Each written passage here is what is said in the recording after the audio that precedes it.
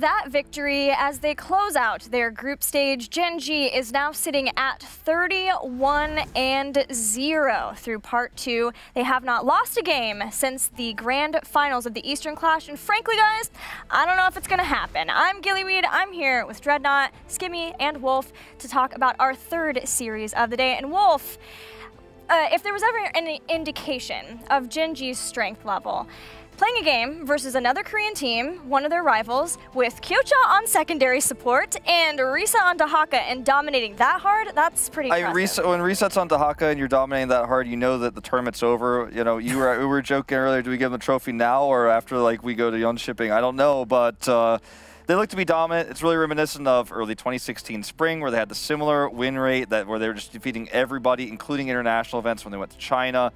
Team looks to be in full form, so I think that it has to be stated as well, that was the best Ballistics we saw throughout group stage. Yes. It felt like they tried their hardest. It was their best performance, so it's a terrifying team right now. I'm excited to see potentially them face off against Tempest later on, so we could see where everyone stands in the Korean Triangle. Yeah, Skimmy, that's what I wanted to ask you. You know, we haven't seen Gen G play versus someone like Team Dignitas yet, being in the other group, Tempest. Do you feel, after seeing these teams play, that anybody can take a game, a series off of Gen G? I definitely think they can. I feel like as the group stages carry on, once again, still they're not displaying as much as you'd like to see from them, right? But they were starting to play some of those Korean favorites, and you're starting to see those intricacies. And as mentioned, you know, Ballistics were definitely coming out in full force. So I'm really excited to see them go for the rematch against Tempo Storm. But I think teams like Dignitas, for example, will definitely have a lot prepared. They were the Korean killers of old. I'm sure they got something prepared for the group stages. Oh, well, the playoffs once were actually at DreamHack. Dread, a nostalgia factor, really, getting to see or hear from Noblesse in the interview with Haku. Was it as cool for you as it was for me? Because I thought it was pretty cool. Yeah, it was. And to be honest, I can't help but feel like that goes beyond even just that interview. Even this level of dominance from this team, like for me, is a huge throwback when I first even got in commentary and was a huge fan of this team and the dominance that they ended up having. And to be honest, like I personally enjoy the hell out of how much dominance we get from this team and the level of confidence they're willing to display as we get earbud removal #1 coming online. But I really do appreciate what we see from them as a roster.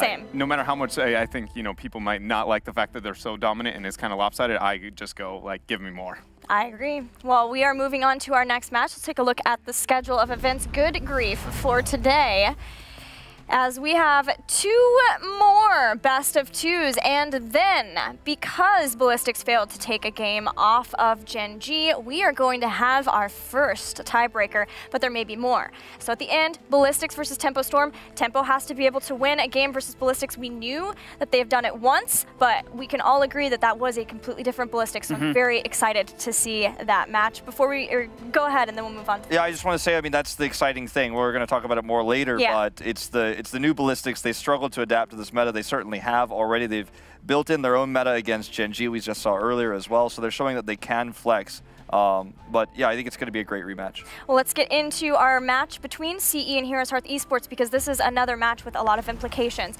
This match is for who moves on to the next stage of this tournament. Talking about CE, Skimmy, CE has brought out some niche picks in previous matches. Is now the time for them to lay out all the cards on the table? 100%. You know, this is literally them on their last leg, right? And they've shown us some really, really interesting stuff. I'm primarily looking at that Alex Strauss on Infernal Shrines and how that intricate sort of composition can play out. What else do they have planned in, you know, their bag of goodies, if you will? I want to really see against a team as diverse as, say, HeroesHearth, with like Arflong or like a hero pool like 19 and onwards, you know. It's not going to be a case of can we target people in particular on our opposition. It's more a case of like how strong is our execution leading into this final day. Yeah, this team, Wolf, did show, though they didn't get a victory over Tempest, that you still can't underestimate them. Yeah, I feel like for me, this team is a team that, this is just going to be some personal bias. I always really wanted to see do well as soon as they formed, and we had this roster that had so many all-star players that 2 years ago in Sweden were all on the best Chinese teams scattered around, right? And some of the teams that didn't make it to Sweden 2 years ago for what was then the Summer Global Championship. So this is such a huge talent pool on this roster. Luful used to be support, now he's forced to flex into DPS. He's doing a great job at Shiyu as well. Wind, the legendary tank. I want to see this team do well, but I don't know if I could favor them against someone as handsome as Crowan. Well, Dread, as we start talking about both the raw handsomeness of this team as well as their play, you had a lot of faith in HeroesHearth yesterday. Even after they had their bad day versus Team Dignitas, you had faith in them versus Method. They went 1-1 with that team. What is it about them? Like, where was that faith founded? I think it's got to go back looking at how they performed throughout North America, especially when their backs are against the wall. I think in particular, I remember a Battlefield of Eternity game where they're down 2 levels that they take a fight that they absolutely shouldn't. They have a great understanding of how to get the miracle endgame fight to make sure that they find themselves back on even footing and get a recovery. And I think we saw moments of that on Dragonshire with the overextension on the side of Method, getting that and being able to turn that game around. And it's that kind of stuff that is why HeroesHearth has, in fact, found themselves at this level of play. I feel like this team has been defying odds pretty much since their inception. Yeah. They made it through Crucible. They're the only team in North America, oh my, to make it in by winning in the Crucible. Since then, they lost a couple of matches at the start of Part 1, and then from there just started defying expectations. As I said, they took out Method at the Western Clash when people were just like, let's just see how they even match up versus Europe. And then to take off a game not only versus Method, but Tempest too. You guys, what do you feel when you look at this team is the reason that you're able to see them make these incredible plays? I feel like for me, when I talk about HeroesHearth, it's something I think Dreadnought mentioned yesterday about Crowan and McIntyre, who came from like dark backgrounds in their teams in the past, right? Didn't find as great success in previous international events, like in Sweden 2016, Gale Force Esports, for example, and Naventic. And at that moment, it looked like things were really rough, especially for McIntyre. And 2 years later, they're on another dominant team. They're actually playing even better than they did individually, in my opinion. Since back then, they've got a great coach. This roster feels like it's old school NA, but like it upgraded and enhanced. Oh. And I want to have faith in it. I really do. We're going to get into the Battleground pool, and we'll see if what maps that are selected can give you that faith. Dragonshire is the ban for CE. HeroesHearth bans Infernal Shrines, and we're going to Skydread. That's the first variation we've gotten on a map ban coming out from CE, and the fact that they're isolating Dragonshire. As we said yesterday, that is the best battleground for HeroesHearth Esports, along with Tomb of the Spider Queen. And the fact that they take them to Sky Temple, which again is the worst battleground for HeroesHearth Esports in the North American soil. They struggle quite heavily when it comes to this battleground, considering how dominant they have been on every other one. So CE showing that they've done a lot of research, and I can't help but feel like that is going to be absolutely necessary, because with some of the extreme drafting variations we've gotten out from them, I think that they need to come into this with a very solid game plan, more than just a task tracer. That's very fair. Here we go into game 1 between HeroesHearth and CE, and a match that has ginormous implications. We've got Garrosh and Dahaka bans. What are we thinking for first pick, Skimmy? It's classic, really coming out here from the Chinese region, right? Ban as much macro on a map, which definitely caters towards that idea. Dahaka's given them problems in the past. We've seen Valeras with Abathurs on top of their heads from Method, for example, as well, where you can just get amongst it and just find these players just completely separated from the rest of the team. So I feel like you've seen what's happened in other matches throughout these group stages, and are looking just to try and say, right, we want a very heavy brawling composition. We don't want any chance for you to try and get some XP and join the fight and just turn what could have been an advantage for us against us. Yeah, and I think that this response to the Dahaka ban, obviously the Malfurion, means that what HeroesHearth wants to do with this draft is just draft reactionary for this first game. As mentioned, it's not a great map for them, and with a ban already on the global, you're looking to just kind of see, what does CE want to throw at me here, and how can I respond?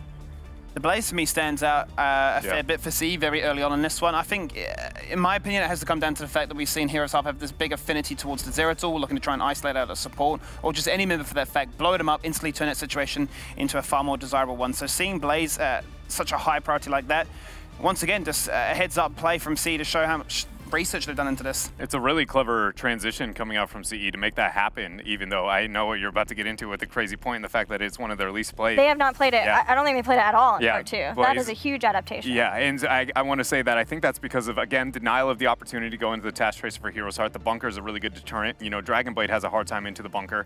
But I do want to raise, based off the adjustments that we got from HeroesHearth Esports yesterday, Arthlon did not look the best onto his Blaze. He had some pretty good fling jet propulsions, but there definitely were some kind of moments of trade-off. So already to see that huge of an adjustment for CE to deny what feels like a kind of lackluster, kind of impact on the side of HeroesHearth makes me question it. That being said, until they get that flex over onto those hyper carries like the Tracer Genji, you don't know if that's going to be the case. So it's kind of really hard to react to that on the side of HeroesHearth. But with the Tracer and the Sonya picked up here, I think it's very likely that we do end up seeing, you know, that McIntyre flex over. And, you know, I wonder how long it would take to see this against North America to get a Jaina ban in the second rotation. I like this here from CE. Yeah, CE have clearly done their homework, Skimmy. Yeah, I mean, absolutely. And it feels like Jaina's becoming a standout pick, especially for the North American region, where we've seen it from both HeroesHearth and coming out of Tempo Storm as well, and for rightful reasons, right? You know, you got fantastic wave clear, you got burst control, you got the water elemental, which allows you just to track down these members endlessly. So I feel like this is it's CE definitely saying we want a brawling comp, we don't want any ways of this really sort of interrupting our flow. I think the Uther ban is the safest one here. The Abathur ban is quite interesting. It kind of implies further aggression with the Genji composition, but the Abathur doesn't work as well with Blaze. In my opinion, it would have been better off with a different top laner, a different soul laner. So I thought the Uther ban might have been more appropriate here because we're looking for big damage with Genji, where he's going to be able to win fights, longer fights with the Dragon Blade. And now they give CE the opportunity to play a comfort pick, at least in the past, historically, with the Genji Uther. So the Abathur pick is not, or sorry, ban is not a bad one per se, but I feel like the Uther ban, I think, is stronger here. I'm just wondering where CE go into with this rotation. I'm wanting to say it's going to be Uther Johanna, just for the control, just for the empowerment, for the Dragon Blade style of the Genji, just so they can try and hack and slash and take down Tracer very quickly, but I'm worried. Okay. Out loud. I was really worried we were going to see another Varian, but it looks like CE are off trying to make Varian work versus Tracer. But ETC and an Ariel Dread, you had a noise. He did. Ariel, not even once. Only KSV, or excuse me, Genji can make that look good is how I feel about her so far throughout this tournament. That being said, okay, maybe that's a little bit extreme. I mean, there is a time and a place. Sky Temple is not a map where you're going to traditionally see that kind of aggression, and I can't help but feel like I've got lingering thoughts of the one playing Sky Temple yesterday with an Ariel Vala running a 2-1-2. If they run a 2-1-2 with an Ariel Vala against HeroesHearth Esports, I am confident HeroesHearth Esports will just win the game. Yeah. I like at least be able to gain an early game advantage, even if they don't have that macro sense. I just truly feel that China's strength in teamfights and, you know, kind of neglect towards the macro game would be outweighed, and I'm already scared to see that on Sky. Every time I see Ariel Vala on a map like Sky Temple, I immediately have red flags flying around. You know, it just doesn't feel like it's the map for it. It's not the way you want to try and play this map. It feels like, you know, if you're going to go with this Ariel, I wouldn't even be surprised if we see a Hanzo coming out to try and empower that, or even Lunara.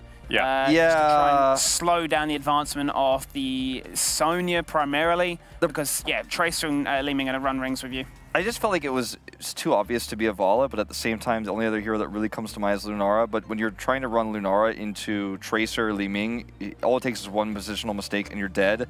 You also are fighting against Malfurion healing with Lunara, which I think is pretty tough to do because he just has long sustained healing against your damage over time. And if you go to Lunara, I think you need to really control the early game with the structural damage you can have with Nature's Culling. Vala could do the same thing in the 4-man rotation, but I just don't think CE is good at doing that. I don't think they're good at the wave clear and running these types of compositions. I think my argument for the Hanzo primarily is based on the ability to control mercenaries, but also just for the Dragon Zero to try and set things up with what they're then going to have as a follow-up, Jet Propulsions, Power Slides. They're going to stick to the Vala, and I'm just not convinced that's the pick, as we've discussed. I'm a little surprised to see that too. I thought for certain it was obvious that they were trying to leave so that they could respond with whatever hypercarry they wanted, but China has been one of the most flexible in what they want for their hypercarries. Were you expecting the Vala Dread? Yes, just based on that game. Ariel? Like, we've seen that so far, and even though those other heroes are pretty effective at being the battery for her, they don't have the immediate demand of response and pressure throughout the entirety of the game in the same way, especially on a map like Sky Temple. That's the one indicator that made me go, like, I think it has to be the Vala, other than maybe Lunara. Like, the other batteries that might be in that situation, like Gul'dan, don't have the impact onto the battleground itself. So having a raw skirmisher like Vala stands out the most. That being said, I mean, you've heard my thoughts on it. I have a really hard time getting behind any of that. I almost thought it would be the classic China Zul'jin, but not to be had. Still going to be Vala. Let's get into predictions, Wolf. All right, well, I mean, I look at this and I think the Sonya is going to allow more pressure in terms of macro. So I think that the 4-man that's going to be really strong here for CE, and I think in general the region's weak execution of the 4-man is why I have to go with HeroesHearth here. I don't think that the draft that CE's brought in suits their playstyle, and I don't think it's going to work. I've seen Ishbu playing this map before. I've heard him in terms of his communication. He's going to lead the front with the Muradin, and the rest of that team are just going to collapse upon these members and just find kills time and time again. I feel like CE started off this draft really well in terms of the heads-up bans and picks, but it all fell apart on that second side. So I'm going to stick with HeroesHearth for first game. I'm going to support HeroesHearth, and because I've been so kind of negative with my tone, I do want to highlight that if HeroesHearth fails to effectively deal with the first night camp rotation, I mean, when they time theirs and they respond effectively with the siege on the top half, they'll actually fall behind and actually look a lot worse than I think this draft kind of shows. So as long as HeroesHearth gets that, I think it's going to look good, but otherwise CE might have a better chance than I give credit for. I want to highlight one other thing in my prediction, though I am going to vote for HeroesHearth, is that HeroesHearth has not dealt well with the pressure of this event so far, and this is a high pressure match if there ever was one for them. They need to win this match if they're going to move on. I think that they will be able to do it, but I do think that the pressure could cause them to make some mistakes potentially that they wouldn't otherwise.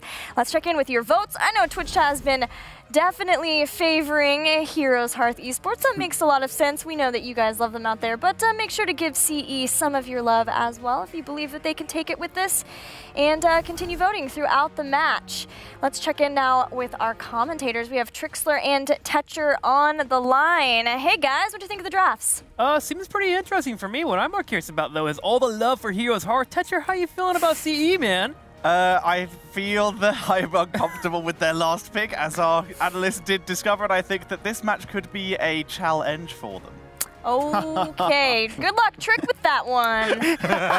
Stuck with this the next couple of matches, aren't I? All right. Yeah, you are locked in here with I'm me. looking forward to it, man. Let's just punt it all day. Now, let's go ahead and get ready here for our first map. It's going to be Sky Temple, HeroesHearth taking on CE. CE needs to win these maps, Tetcher. They do. If CE lose a single map in this series, they are out. So, ladies and gentlemen, on the left, it is CE with Zuyu on Blaze, KTY on Genji, Wind on ETC, 365 on the Ariel, and the Luful is bringing out the Valor. On the right side, in the red, it will be HeroesHearth as they do a tribal dance around the keep. BBJ playing Malfurion, McIntyre on Tracer, Arthalon. God, I'm playing Sonya. Krona, Li Ming, Ishbu on Muradin. Nailed that one, Tetcher. You got it. And we also see almost Mount Synergy ruined by BBJ for changing his color, as we see them move into the Watchtower area with Crowan a little bit further away than his teammates there, but it is going to be CE who claims the initial attempt at the Watchtower thanks to the sheer tankiness of Juju there. If Quick Match has shown me anything, grabbing that Watchtower is the most important way and key to victory. So, interesting to point out here, every Valor we've seen basically all tournament has been a multi-shot build. A Luful, though, bringing out the Monster Hunter to start. Monster Hunter will allow them to do a couple of things. One, focus on Mercenary Camp, which will be important around 1 minute. There, you won't get those Giants and the Night Camps. But two, also the boss. And if he continues to go down this Hungering Arrow path, you'll be able to get single target DPS damage, which could be helpful against Tracer or even Li Ming. And even set up for potential Genji resets. I honestly think I do prefer this to the multi-shot against this current lineup. That single target damage could be absolutely clutch here for CE, but we'll have to see how that goes on.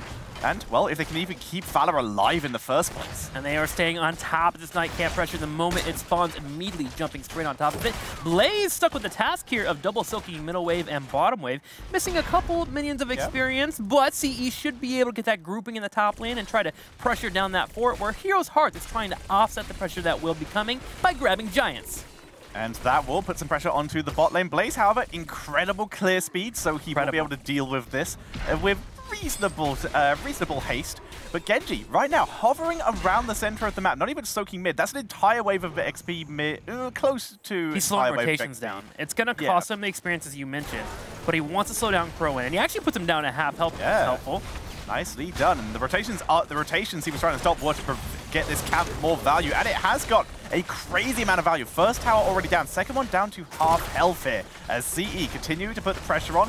And the longer this fight goes on, the more likely it is that Luful might even be able to pick up some stacks. Already grabbing one right at the start there. And the fun part here, too, is they almost get a kill on Ishbu. They do get a kill on Ishbu. KTY picks it up. KTY goes in, able to start escaping as well. McIntyre trying to go for the punish, unable to grab it. And remember, every single piece of this building, this front line that breaks down the top right corner here is for HeroesHearth, means that when the temple is grabbed, this fort will be under siege. CE is losing out in experience in the middle wave. They've, lost like a wave and a half so far, but they made up for it with turrets and a kill and potentially a fort later on if they can grab this top point. Looking for a second kill, but McIntyre just too mobile at the moment. Sonya also, by the looks of it, trying to slow down the rotations of Blaze. Those two are having a bit of a scuffle down in this bottom area, but remember, Zhu, he is a Blaze. He does have pretty decent sustain, so we'll be able to heal most of that up, but does pop the fountain here.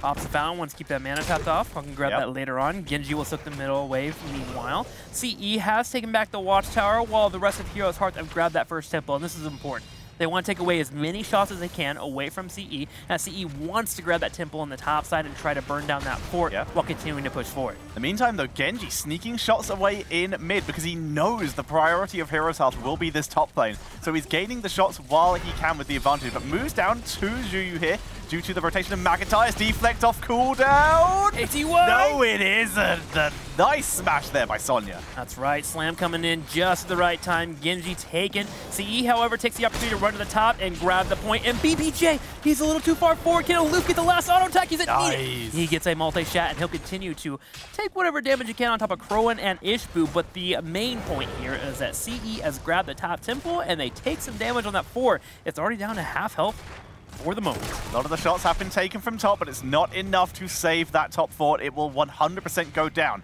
While mid, on the other hand, as you can see, is still looking pretty decent in terms of shots. CE, if they want to try, can attempt to move in, and KTY already putting some pressure onto Ishbu. It feels like Heroes Hearth stand needs to start right now. If not, CE's going to get that middle wave, as you were mentioning, start to take that fort down, move towards level 10. So Heroes Hearth is already getting 4 members here to start grouping up, while Sonya heads to the bottom to deal with Blaze. Good stun on Wind, he's dropping a little bit low as KTY puts pressure onto Chrome. Hungry Arrow gets the kill! Finishes him off, and now McIntyre trying to get any kind of counter here, but CE, they're too grouped. It's not happening. And while this is happening, Blaze is soaking them up some XP, keeping up with Sonya. For those that need to know, the 5 stacks currently on that Hungering Arrow build coming in for the 4 pickup there and from Vala. 5 on the Detainment Strike as well. Yes. Ariel is dropping them stuns. Damage continuing to really grow here for CE, alongside their experience lead. 9.25 to experience. They're also looking for an aggressive invade on their opponents.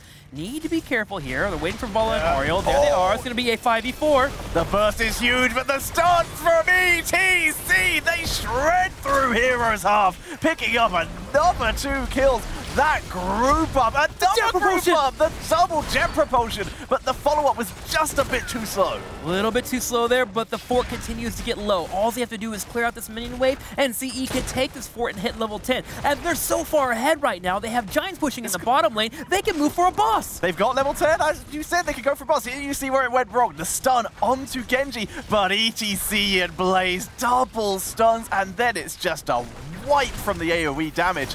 You can see on your screen right now, CE, this is an easy boss. There's nothing Heroes Hearth can do to interrupt this. They jump right on it, clear it out. The Giants still in the bottom lane have been taken up. Heroes Hearth is just now dealing with their Giants that were stolen away from them. Meanwhile, Sonya's working on getting experience in the top lane. But with 10 here, and a full level away for Heroes Hearth, they just have to take this beating. And also there is the fact that this is only going to get worse. ETC has gone for stage dive, which means not only is this pressure going to happen, they're able to soak this top lane way better than Heroes Hearth do, because Sonya might have to react to this boss or have to react to the temple in bot lane. ETC can wait much longer, but if they lose Zhuyu, it could be a problem. But right now, sustaining, using the fire, getting the healings from 365 as well as McIntyre is trying to put some pressure on. I put some pressure on, but I wonder if it's worth it. To what end do you get there, putting that pulse bomb on top of Blaze? Sure, you get a little bit of harassment and you get them low on health, but Ariel should be healing that up. I feel like the priority for Heroes Hearth right now should be soaking that middle wave and then kind of soaking this bottom wave as it kind of trickles in and gets some damage on this boss. And they're finally doing that, but they're still a quarter level away from 10, while the rest of CE focus on this keep wall. KTY needs to be careful. Dropped a little bit low there, and if he's not able to get deflect off, he is a little bit squishy.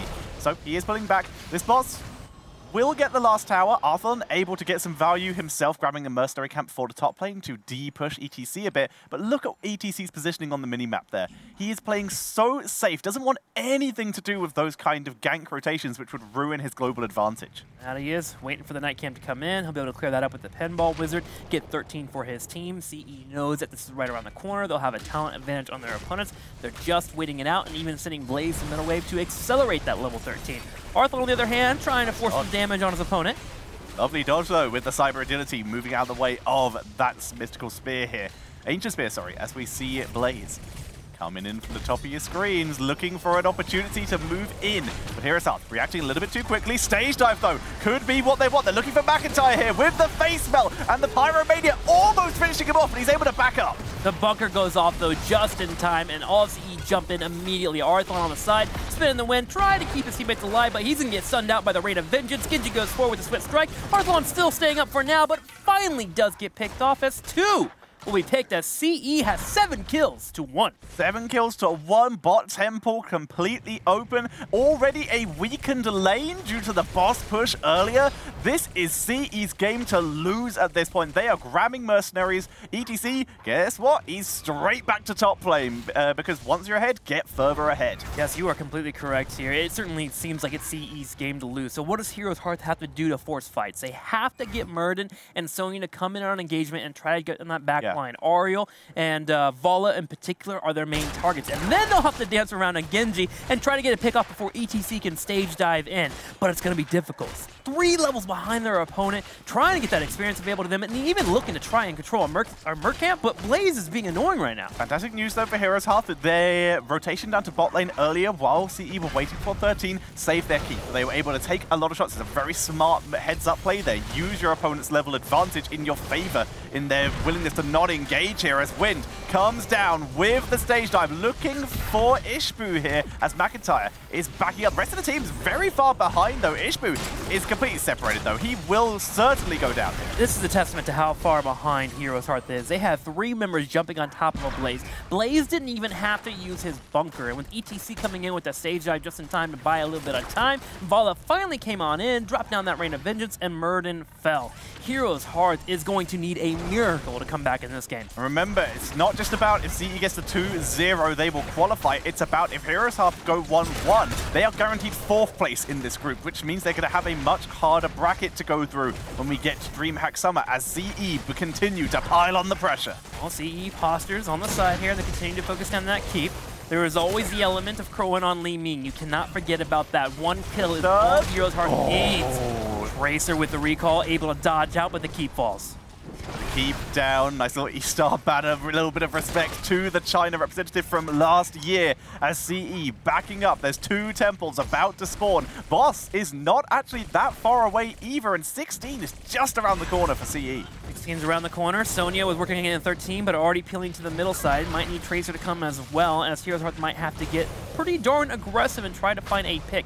KTY sees Murden on the side. Will continue to run to the middle here and soak up that top lane and make sure he stays alive. Taman Strike used there, just knocking him back. It's already complete, by the way. That talent fully stacked. Only 12 on the extra damage on the Hungering Arrow coming in for Valor, but extra damage is extra damage, and there's going to be a lot more team fights to gain it as they move in. Goes in, Jet Propulsion, here's a stage dive to land on 3 members. BBJ with a Twilight Dream, with the immediate ages to keep him alive. Oh, the X-Strike, though, completely wipes Li Ming, and CE continue the chase, looking for Arvalon. Oil is everywhere, completely slowing his escape. But, well, only 365 with the chase. They can't kill off Sonya here. Nice little recall. McIntyre taking him for a ride. There we go, finally got him. Sonya stuck to the top lane. She's going to try and get that fort, but again, the resolve here for HeroesHearth is starting to look pretty impossible to find a solution. The middle wave is already being grabbed here by the Temple, which is now starting to siege a keep. The boss has just now spawned. The rest of CE will grab that, and all HeroesHearth has for a consolation prize is potentially a fort in the top left. That fort, though, is going to be a big boost in XP, but right now they're already even on talents, and they're still going to be a level behind. 17 to 14 will be the levels. Well, if CE wants to push with this boss, that's what they're going to be able to push with. And with ETC going to have stage dive in 13 seconds, they can group as 4 if they would want to, have him continue to siege away with the Temple while the boss threatens the core, meaning HeroesHearth has no way to actually contest that Temple, but they're keeping 5 together. They are. Looks like they want to make the use out of that stage dive, and the power side here. Here it comes into the back line. It hits BBJ, which is the target. A beautiful engage here with the Detainment Strike for the extra lockdown. North American team only has 3 members up. Scratch that. Only 2 members up to hold against this boss, and the rest. KTY going forward as Ishbu will be here on the side. He gets blinded. Arthlon kiting back to the keep. The boss is shelling it through the core, and it looks like HeroesHearth is not able to redeem themselves from their early game. Losing out on that fort in a couple of fights has proven to be a bit too much, as CE will go ahead and focus on the core and earn a win against HGC.